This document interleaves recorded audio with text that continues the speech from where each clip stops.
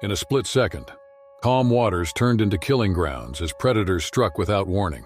From Australian Navy diver Liam Hart's near-fatal clash with a great white to a tiger shark ramming kayakers in Queensland, these 6 stories expose the ocean's most chilling side. In this video, we'll dive into real encounters where thrill turned to terror and survival hung by a thread.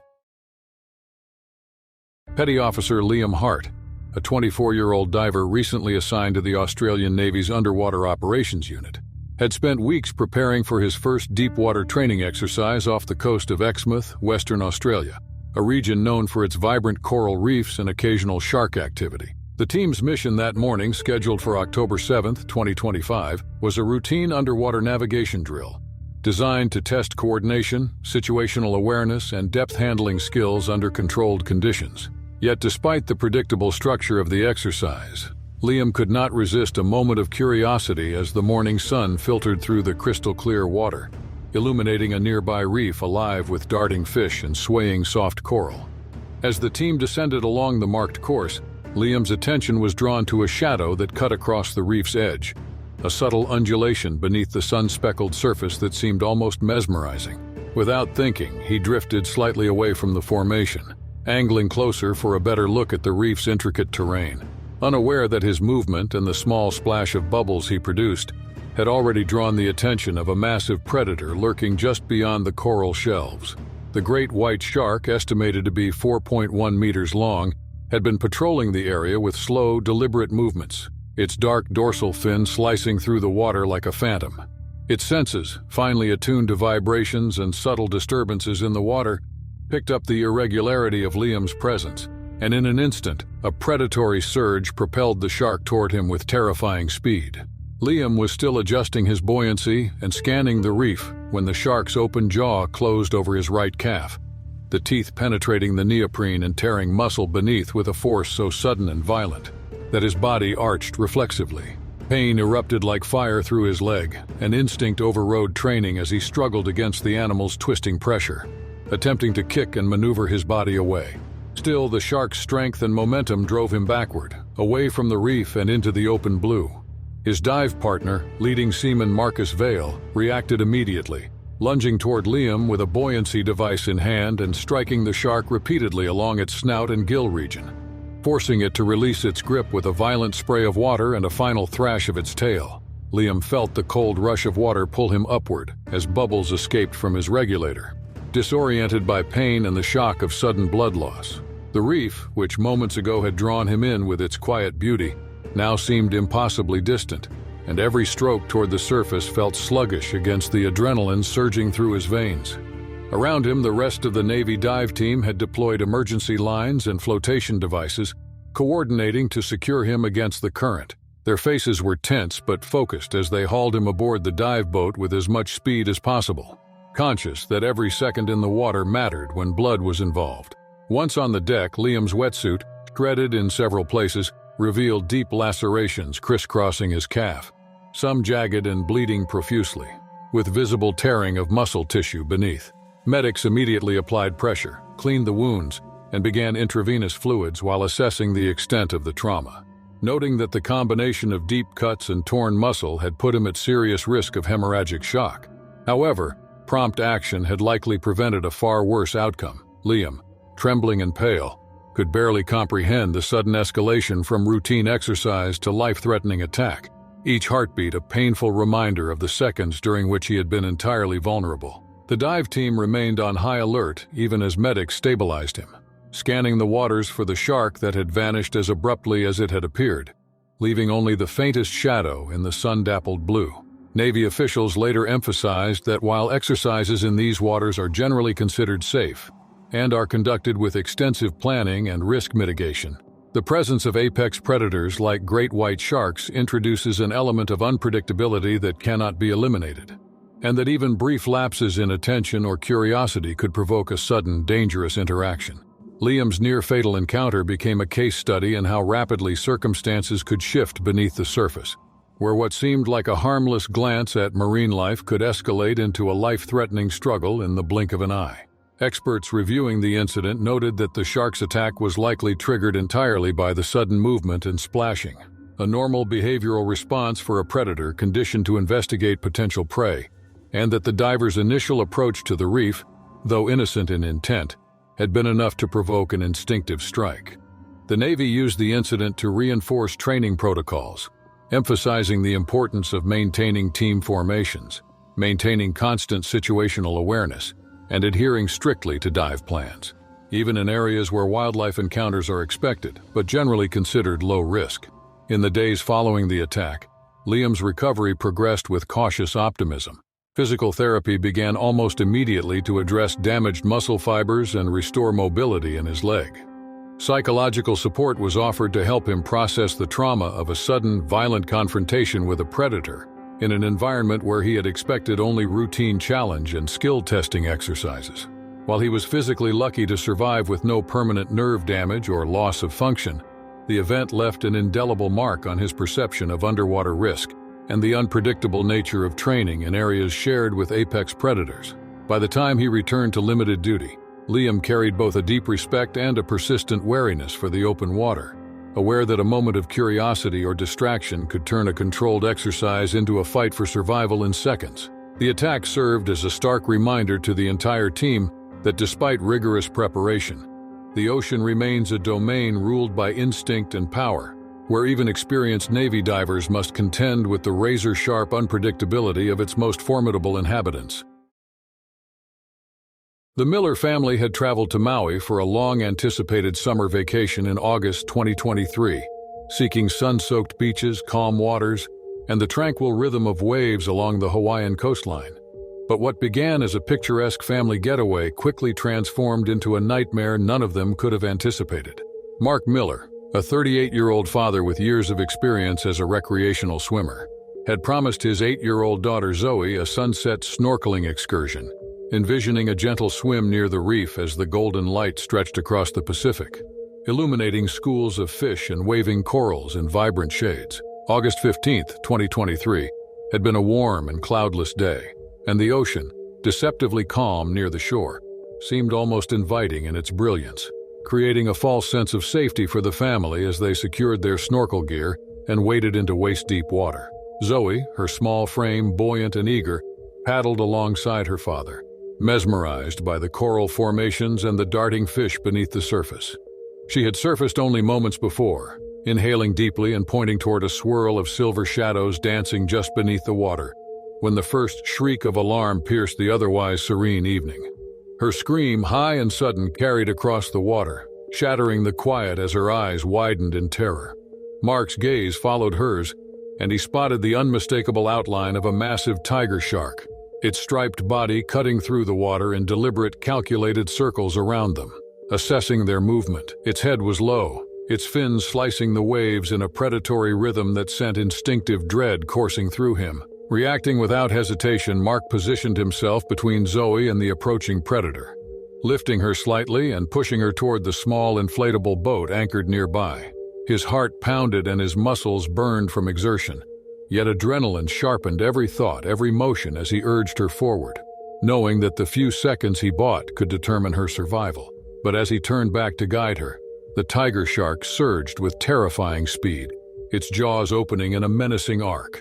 And in one instant it clamped onto Mark's torso with a crushing force that bent him backward beneath the waves.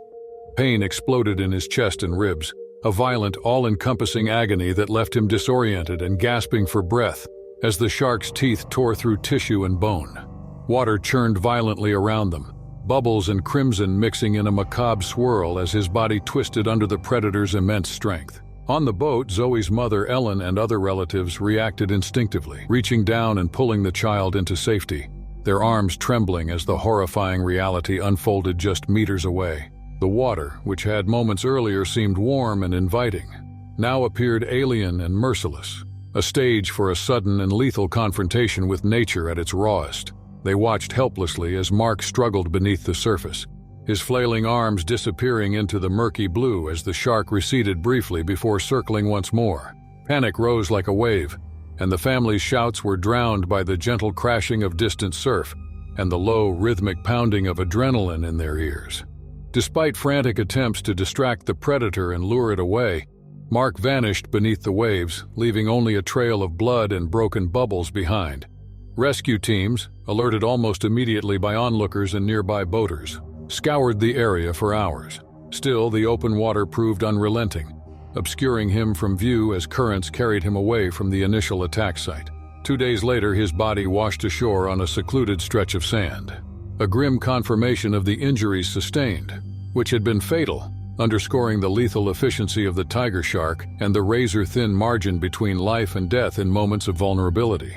Experts reviewing the incident noted that unusual shark activity along that stretch of Maui's coast had coincided with a boom in turtle nesting that year, which drew predators closer to shallow waters where swimmers and snorkelers typically ventured, creating an unpredictable overlap of human recreation and natural predation. Although the seas were usually considered safe for family excursions, the combination of environmental factors and the shark's natural hunting instincts had created a perfect storm of danger, highlighting how quickly a routine activity could become deadly in the ocean. The Miller family, reeling from the suddenness of the tragedy, struggled to reconcile the idyllic expectations of their vacation with the stark reality that even shallow, clear waters could conceal lethal danger. The incident sent ripples through Hawaii's tourism sector, prompting local authorities to issue temporary warnings and review shark monitoring protocols, while highlighting the delicate balance between human activity and the presence of apex predators in nearshore environments. Mark's death became a poignant reminder that while the Pacific's beauty is breathtaking, it exists alongside a natural world governed by instinct, power, and unpredictable moments where life can be irrevocably altered in seconds.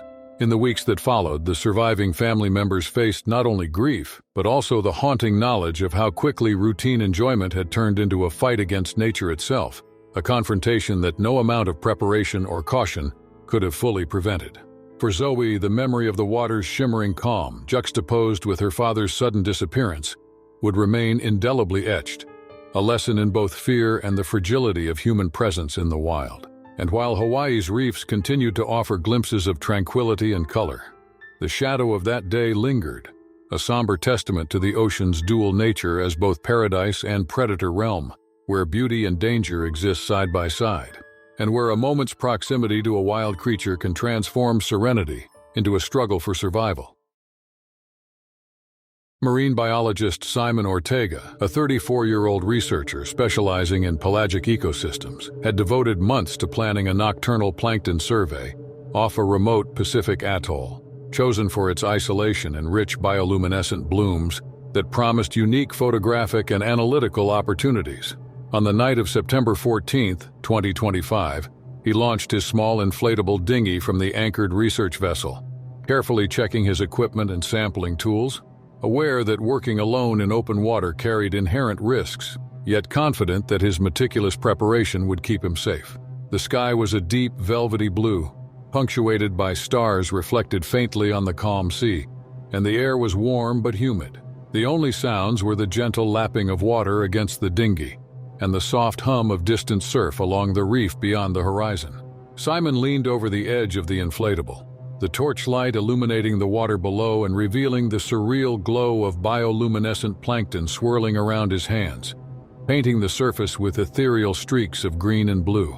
The spectacle, both beautiful and hypnotic, demanded his full attention. As he raised his camera to capture the glowing patterns for research documentation, he failed to notice a subtle, almost imperceptible ripple spreading beneath the dinghy. This disturbance might have been mistaken for a shadowed current or the swirl of fish.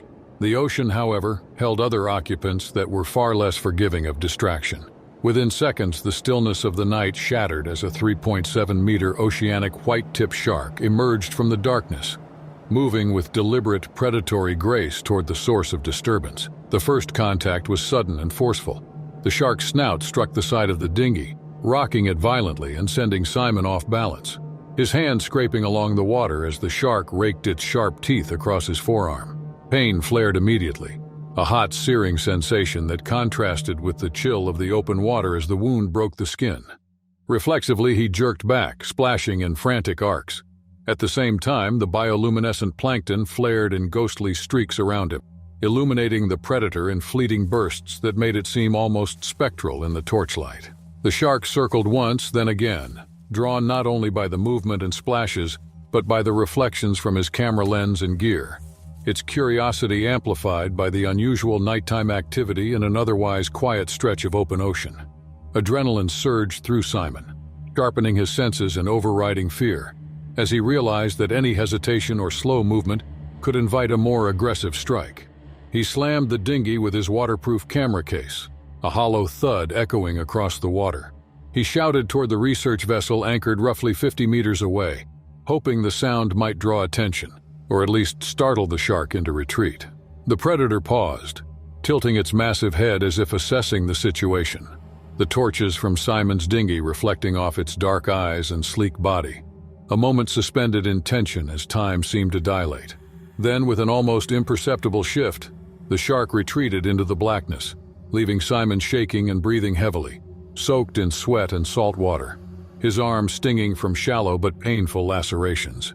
Once the immediate threat receded, Simon carefully pulled himself fully back into the dinghy, heart racing and muscles trembling from both exertion and the lingering shock of the encounter. The bite marks on his forearm were shallow yet jagged, reminding him that even a near miss with an apex predator could leave permanent consequences if medical attention were delayed.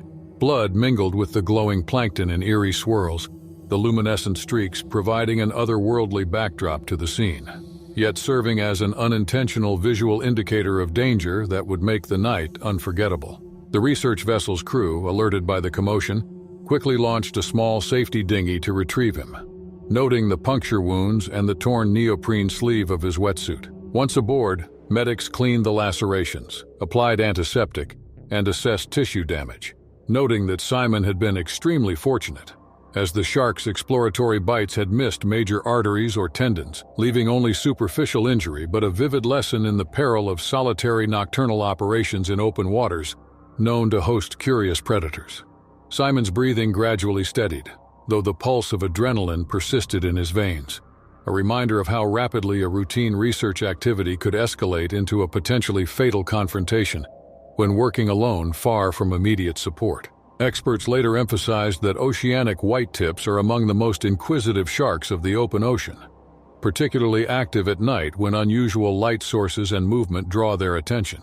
Even minor disturbances, reflective surfaces, or bright equipment can provoke an investigatory approach, and the combination of darkness, isolation, and Simon's proximity to the waterline had created conditions ripe for close interaction.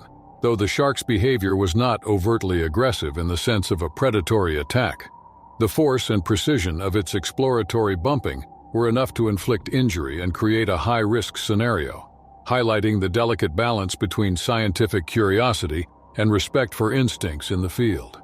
In the days following the encounter, Simon's experience became a case study in marine research safety protocols, particularly for night surveys and small craft operations in remote waters. His colleagues revised emergency procedures, emphasized the importance of having multiple personnel present for nocturnal sampling, and increased the use of protective gear and signaling devices to deter curious predators. The incident also served as a personal reckoning for Simon, who reflected on the unpredictability of the ocean, the potency of instinctual animal behavior, and the fine line separating observation from danger in environments where human presence is intrusive and unfamiliar. Though he continued his research, Simon did so with heightened caution, a mixture of respect and wariness underscoring every night spent on the water.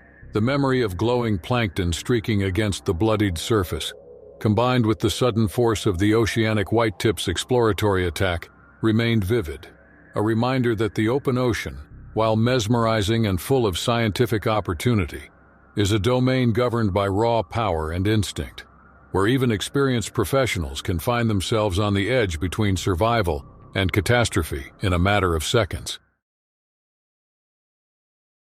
Felix Chen, a 32-year-old adrenaline enthusiast from Singapore, had devoted his adult life to chasing extreme experiences, from skydiving over tropical islands to bungee jumping off towering bridges, each adventure testing the limits of fear and control. By 2016, his appetite for danger had brought him to South Africa's Gansbaai coast, a region renowned for its dense population of great white sharks, where he intended to participate in a cage diving expedition widely promoted as safe due to reinforced steel enclosures designed to withstand the teeth and strength of apex predators. On the morning of March 18th, the sea was calm, glassy under the dawn light, and Felix, buoyed by years of high-risk exploits, joined 3 other divers as they stepped from the boat into the chilly Atlantic, the cage lowering slowly into the water as they secured themselves inside, masks sealed, regulators in place, hearts already racing with anticipation. The cage, rated for durability and described by guides as virtually unbreakable, became Felix's portal into a world he had long admired from a distance, the jagged teeth of great whites only meters away, visible through the bars that promised protection. For several minutes, the experience seemed exactly as advertised. The sharks glided past with awe-inspiring grace, massive forms cutting silently through the water, causing ripples that shimmered in the early sunlight. Felix, camera in hand, recorded every detail with a mixture of exhilaration and focus, leaning forward to observe the passing predators, noting the tension points in the welded steel, a habit born from previous extreme adventures where preparation often meant the difference between life and near miss. The cage seemed solid, unyielding, and completely safe. Then, without warning, the situation escalated violently. A massive great white estimated at 5.2 meters approached from below with astonishing speed, surging upward and ramming the cage with immense force. The repeated impacts reverberated through the metal, rattling the divers inside, until a sharp, sickening sound of metal tearing echoed across the water. A faulty weld along one of the lower bars had given way. The cage, once secure, now had a gap wide enough for a leg to slip through. Felix, leaning slightly forward to get a better view, felt his calf brush the opening before instinctively trying to pull back. Still, the predator's curiosity quickly turned into violent frenzy, jaws snapping and twisting around the exposed limb. Chaos erupted instantly. The shark, sensing movement and the scent of blood, forced its massive jaws through the weakened gap, bending and buckling the bars with brute force. The water around Felix churned violently, a whirlpool of bubbles and shards of metal as the cage, once a protective shell, became a trap he could not escape. Fellow divers screamed underwater, their regulators puffing frantic streams of air, while rescue divers plunged from the surface, attempting to pry the shark away and stabilize the cage. But the great white's sheer strength and aggression left little room for intervention, and seconds stretched into an eternity as crimson water spread through the enclosure, obscuring everything in a cloud of terror and blood. Felix's body twisted under the predator's relentless motion, and though rescuers worked furiously, the force and confusion prevented immediate extraction. The shark's crushing pressure mirrored every movement, every attempt to free him countered by instinctual strength far beyond human capability. From the boat above, crew members could see only splashes and bending metal, helpless to intervene directly without risking their own lives. The cage, meant to guarantee safety, had become a conduit for lethal force, and the ocean, previously a backdrop for thrill and beauty, had transformed into a stage of primal, indiscriminate violence. Hours later, the only physical record of the attack was recovered from Felix's GoPro, found floating near the wreckage. The footage captured every terrifying second, the shark's shadow descending, the violent ramming the moment the weld failed, and finally Felix's frantic last movements in the clouded water. His terrified breaths, captured in bubbles rising toward the surface, conveyed the immediacy and inevitability of death when human control falters against nature's raw power. Experts reviewing the incident emphasized that the accident was a combination of mechanical failure and the unpredictability of apex predator behavior, noting that even reinforced equipment has limitations under extreme stress. Additionally, they observed that sharks, driven by instinct and curiosity, can exploit the smallest weaknesses in human-made barriers. The tragedy sparked reflection within the adventure tourism and shark diving community, prompting questions about safety standards, welding inspections, and the ethical considerations of exposing divers to predators of such size. While many had assumed the risk was negligible due to the cage's reputation, Felix's death became a chilling reminder that in the presence of a 5-meter predator, even the slightest flaw could escalate into fatality in seconds. For his companions, the event left an indelible mark, a combination of grief and trauma compounded by the knowledge that their friend had been taken despite precautions. In the years following, the incident continued to resonate among extreme sports enthusiasts and marine researchers alike, illustrating the unpredictable power of the natural world and the fragile boundary between observation and fatal consequence. Felix Chen, remembered for his relentless pursuit of adrenaline and the joy he found in testing limits, became emblematic of both human daring and vulnerability. His final moments were captured in a haunting visual testament to how quickly beauty and exhilaration can turn into tragedy when nature asserts its force. The attack underscored an essential truth. The ocean's most magnificent creatures, while captivating, are governed entirely by instinct, and even the most secure human inventions cannot fully contain their strength or curiosity when provoked intentionally or otherwise. Nathan Cole, a 42-year-old tourist guide with more than 15 years of experience leading river expeditions in Australia's Northern Territory, had grown accustomed to the quiet rhythm of life along the remote waterways, where mangroves lined the banks and the water shimmered deceptively under the tropical sun.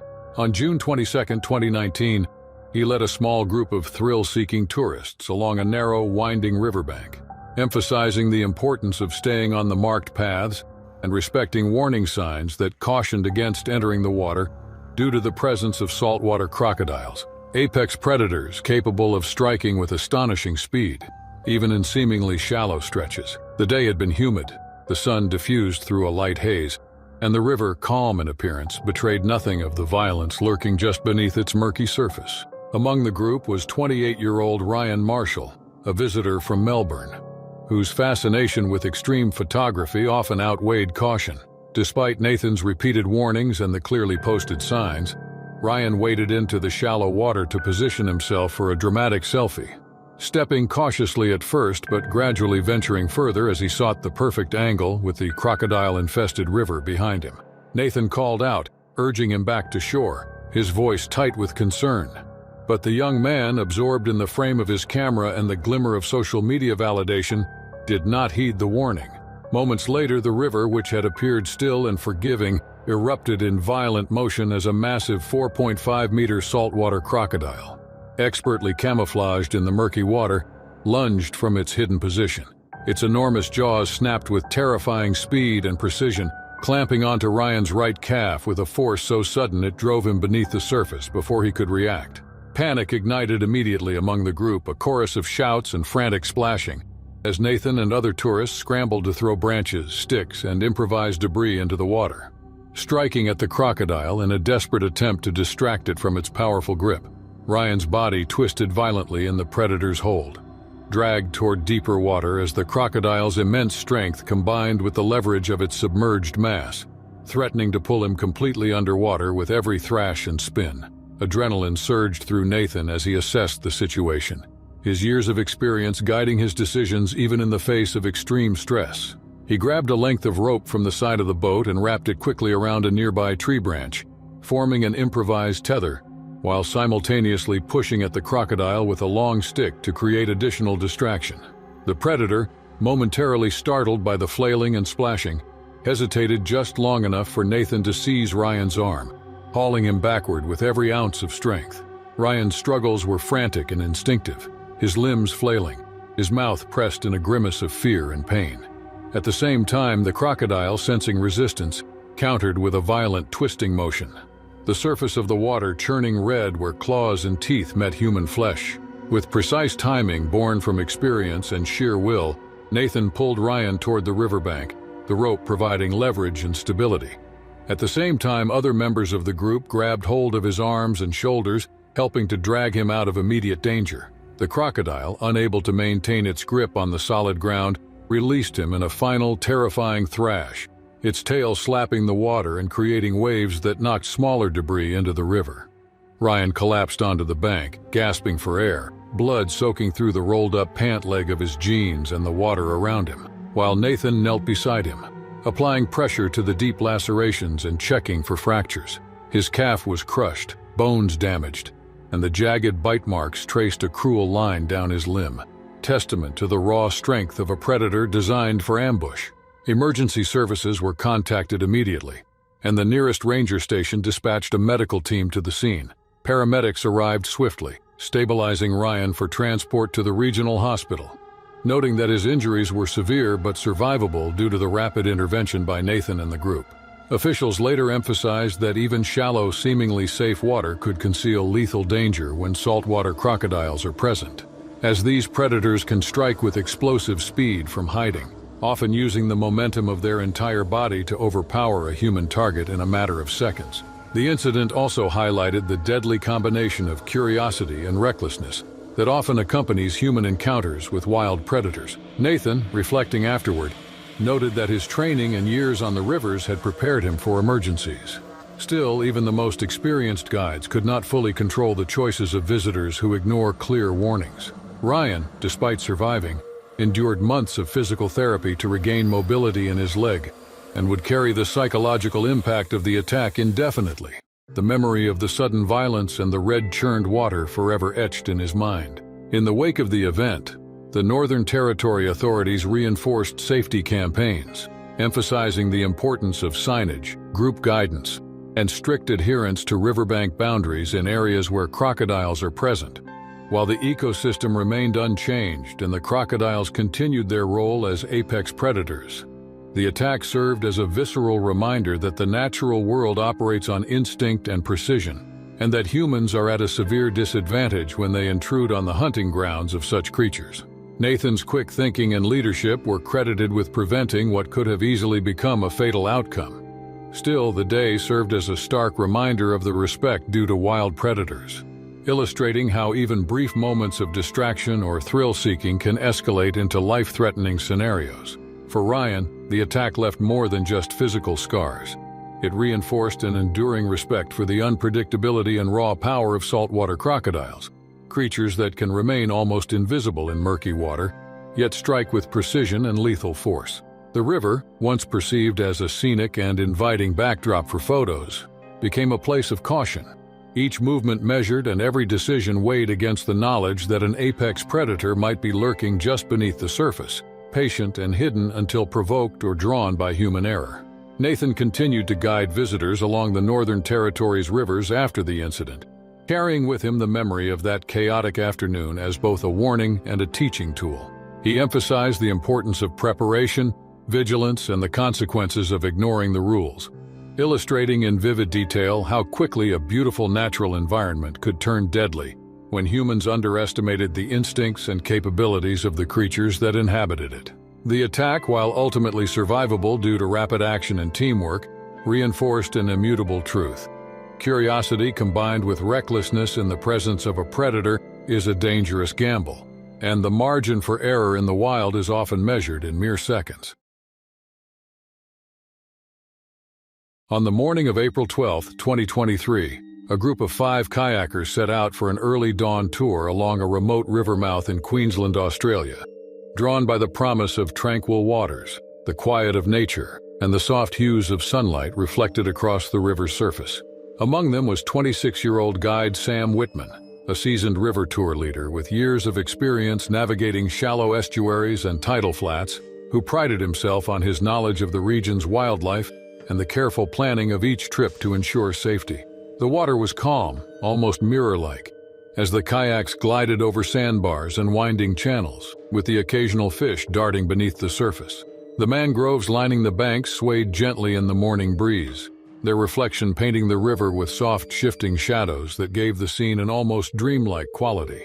As the group approached a narrow stretch near the edge of a sandbar, Sam noticed that one of the kayaks had snagged on submerged debris, the current pinning it in place despite the slight pull from the paddles.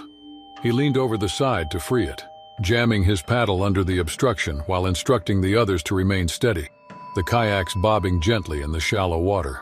The quiet tension of the moment was broken by splashes and scraping as they worked, the disturbance cutting through the otherwise serene environment and creating ripples that spread outward in circular patterns across the surface.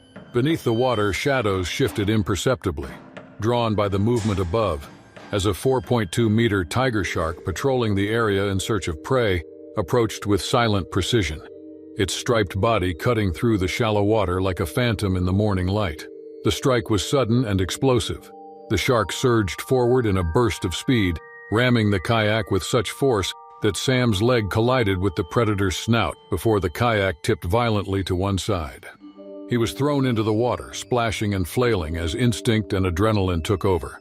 and the shark, driven by curiosity and opportunism, grazed his calf and forearm with its serrated teeth. Pain flared sharply in both limbs, a burning, shocking sensation that mixed with the cold shock of the water, while the kayak capsized entirely, sending paddles and gear floating in all directions. Panic erupted among the remaining kayakers, some tipping over in the chaos, their cries and shouts echoing across the river as they struggled to regain balance. At the same time, the predator circled, assessing the sudden disturbance and the vulnerable human now in its domain. Sam's training and experience guided his next actions despite the searing pain and fear. He kicked deliberately, keeping his body low in the water to minimize exposure, while reaching for the lifeline tethered to the overturned kayak. The other kayakers, reacting quickly, pushed and pulled at their paddles, using them to create distance between Sam and the shark. They struck at the water, making loud, deliberate splashes in an effort to confuse or deter the predator. The tiger shark paused, tilting its massive head in investigation, the sunlight reflecting off its eyes and body in flashes, before deciding the disturbance was not worth immediate risk, retreating slightly but remaining nearby, its movements deliberate and watchful as it tracked Sam's cautious progress toward the kayak. Working together, the group managed to right the capsized kayak, using strength, coordination, and the lifeline to secure Sam and haul him back aboard. His leg throbbed with deep bruising, grazes, and shallow puncture marks, while his forearm bore superficial lacerations where the shark had grazed, each injury a testament to the power and precision of the strike.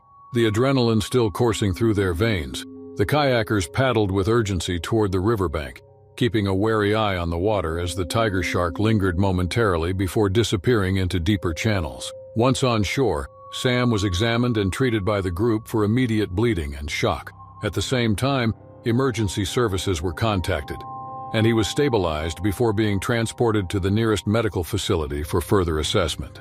Despite the trauma and injuries he had survived, he had largely survived due to rapid action, teamwork, and quick thinking under high-stress conditions. Experts later analyzed the event and explained that tiger sharks in shallow estuarine environments are opportunistic predators, highly responsive to unusual movements, splashes, or disturbances near feeding grounds. Even calm, familiar rivers can become hazardous when a predator is drawn by irregular activity. And the combination of capsizing, sudden splashes, and exposed limbs can provoke investigative strikes that carry serious risk.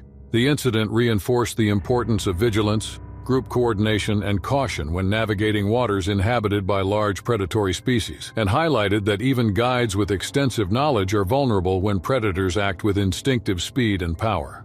For Sam, the encounter was a visceral lesson in the unpredictability of wild predators, and the fine line between safety and catastrophe in environments humans might assume are controlled or benign.